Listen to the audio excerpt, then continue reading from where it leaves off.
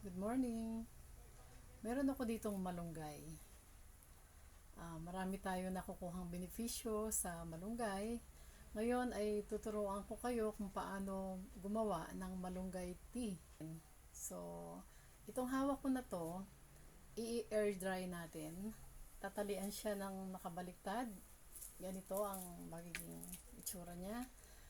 And then, pagka medyo natutuyo na, nalalaglag na yung dahon, hihimayin na natin siya, tatanggalin na natin siya. At ang susunod ay pagsasangag ng dahon ng malunggay. Ngayon, ito na yung pinatuyo namin. And isasangag natin to ngayon. Yan sila pinapatuyo sa hangin. Ngayon ay ito na siya, nasa kawali na. Isasangag na natin. Pagka medyo dark brown na, saka natin siya aalisin. Maaamoy natin yung aroma na parang coffee. Actually, tea or coffee, parehas na sila eh. Parang pareho lang. Ayan, kita nyo, medyo nagda-dark na siya. Pagkatapos nito, ay palalamigin muna.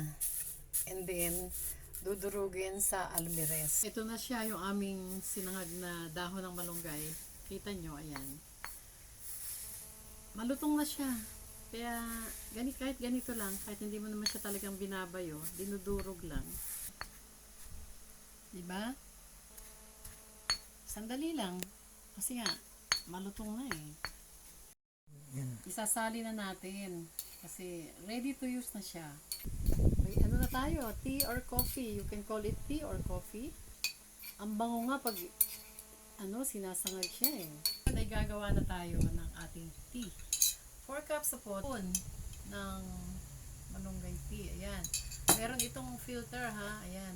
Kung wala naman tayong coffee maker, pwede naman magpakulo tayo sa kasirola. 3 minutes. Ngayon, ito na yung ating tea. Ayan.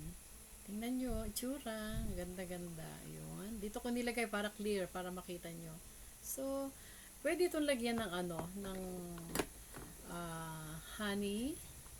Or, pwede rin naman na ako kasi nilalagyan ko pa rin ng ng gatas.